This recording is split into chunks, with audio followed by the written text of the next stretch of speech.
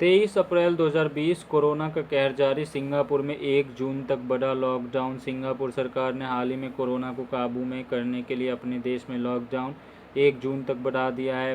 Partial lockdown बढ़ाने का घोषणा प्रधानमंत्री ली हसेन लूंग ने देश के नाम चौथे संबोधन में किया। लॉकडाउन की वजह से अब 1 जून तक मार्केट, स्कूल, कॉलेज और कंपनियों के ऑफिस बंद रहेंगे। हालांकि इस दौरान सिंगापुर में ज़रूरी सुविधाओं जैसे ग्रॉसरी शॉप, सुपरमार्केट्स, बैंकिंग और अस्पताल खुले रहेंगे।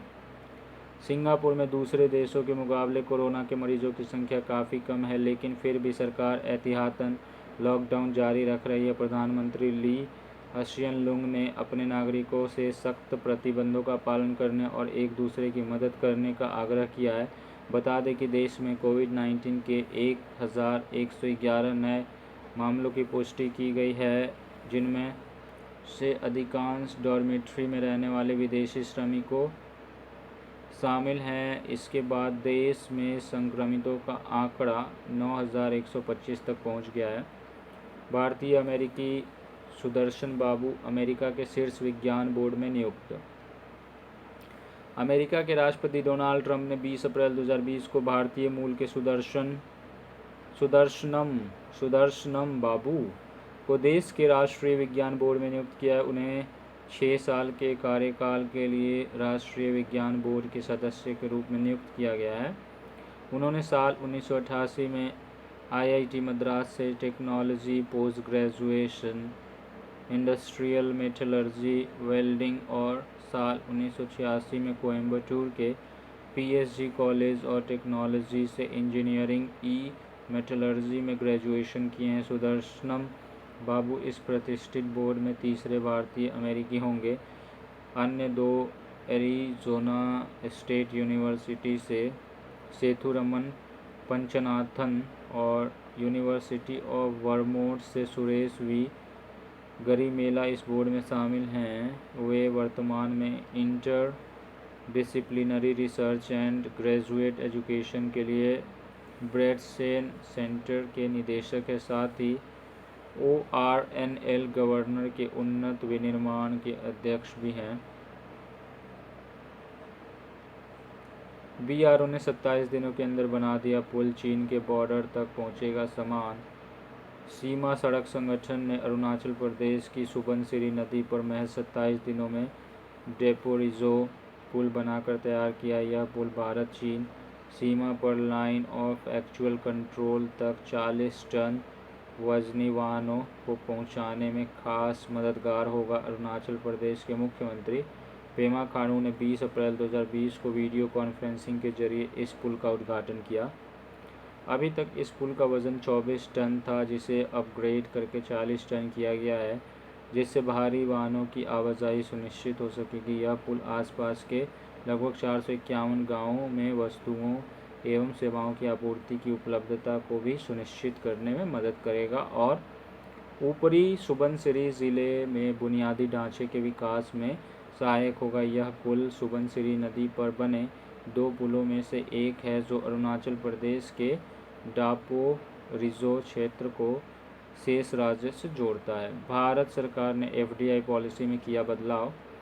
भारत सरकार ने FDI फॉरेन डायरेक्ट इन्वेस्टमेंट की अपनी नीति में बड़ा बदलाव किया है। केंद्र सरकार ने कहा है कि अब भारत के पड़ोसी देशों चीन, पाकिस्तान, बांग्लादेश की कंपनियों को भारतीय कंपनियों में अपनी हिस्सेदारी बढ़ाने के लिए केंद्र सरकार की अनुमति लेना होगा। इस फैसले से चीन जैसे देशों से होने वाले विदेशी निवेश पर असर पड़ेगा। सरकार का यह फैसला बेहद महत्वपूर्ण है।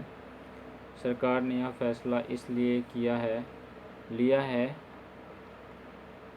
ताकि कोविड-19 की वजह से उत्पन्न नाजुक परिस्थितियों का फ़ायदा उठाकर विदेशी कंपनियां घरेलू कंपनियों का अधिग्रहण न करें।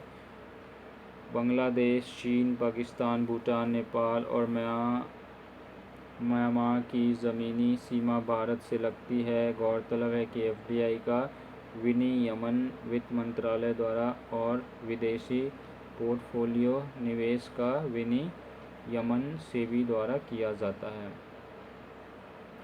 मध्य प्रदेश सरकार ने मुख्यमंत्री कोविड-19 योद्धा कल्याण योजना लॉन्च की।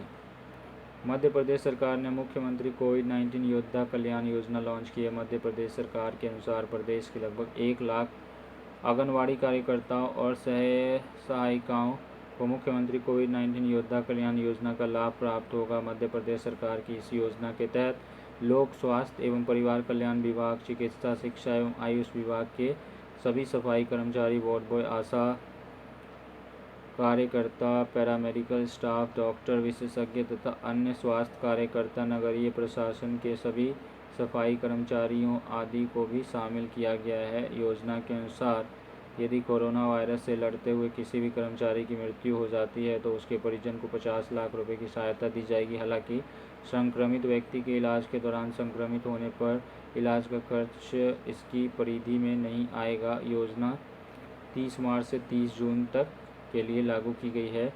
30 सितंबर तक दावे किए जा सकेंगे। इस योजना के लिए राजस्व विभाग नोडल विभाग बनाया है। केंद्र सरकार ने कोविड-19 महामारी की रोकथाम के लिए काम कर रहे स्वास्थ्य कर्मियों के लिए प्रधानमंत्री गरीब कल्याण पैकेज के तहत विशेष बीमा योजना शुरू की है। BAI ने ऑनलाइन कोचिंग डेवलपमेंट कार्यक्रम शुरू किया। भारतीय बैडमिंटन संघ BAI और भारतीय खेल प्राधिकरण ने मिलकर 20 अप्रैल 2020 को ऑनलाइन कोच विकास कार्यक्रम के पहले सत्र की शुरुआत की। यह कार्यक्रम 3 सप्ताह तक हफ्ते में 5 दिन चलेगा और इस दौरान संपूर्ण कोर्स को 39 विषयों में बांटा गया है। इस ऑनलाइन कोच विकास कार्यक्रम के माध्यम से प्रशिक्षकों को शीर्ष स्तर के कोचों से विस्तार से सीखने का मौका मिलेगा। पहले सत्र में कोच पुलेला गोपीचंद के अतिरिक्त 2 विदेशी कोच भी मौजूद थे। खेल विशेषज्ञों के अनुसार यह बेहतरीन मंच है जिसके जरिए विदेशी कोचों का अनुभव प्रत्येक स्तर पर भारतीय प्रशिक्षकों तक पहुंच सकेगा और उनके कौशल में वृद्धि होगी। यह कार्यक्रम 8 मई तक चलेगा। BAI के इस पहले ऑनलाइन कोच विकास कार्यक्रम में देश भर के लगभग 800 प्रतिभागियों ने भाग लिया।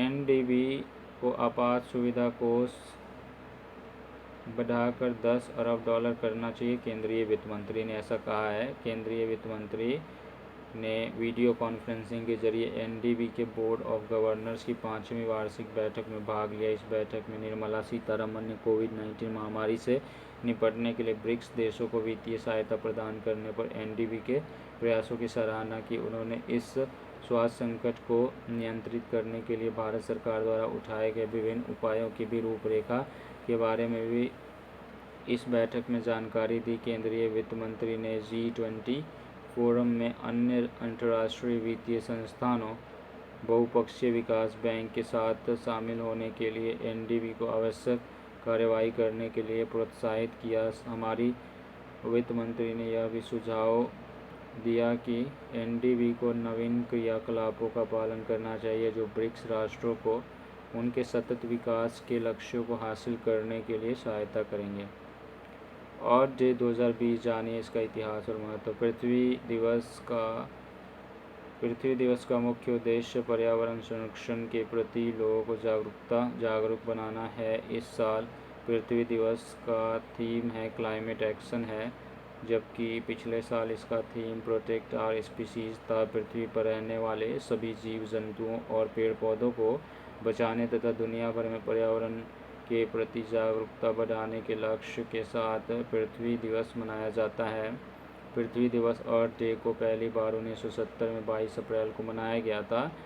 इस दिन पृथ्वी के पर्यावरण को बचाने को लेकर लोगों के बीच जागरूकता फैलाने का संदेश दिया जाता है। इस दिन को दुनिया के 193 देश मनाते हैं। पृथ्वी दिवस को मनाने का मुख्य उद्देश्य लोगों को पृथ्वी और पर्यावरण के संरक्षण हेतु जागरूक बनाना है। अमेरिका में कच्चे तेल का भाव $0 से भी नीचे लुढ़का। यह मानव जाति के इतिहास में कच्चे तेल की सबसे कम कीमत है। पिछली बार द्वितीय विश्व युद्ध के बाद तेल की कीमतें इसी प्रकार बहुत कम हुई थी, $0 से नीचे। कच्चे तेल की कीमतों में गिरावट का यह मतलब है कि विक्रेता या निवेशक कच्चे तेल के खरीदार को अनिवार्य रूप से खरीदे गए प्रत्येक बैरल के लिए भुगतान करेंगे।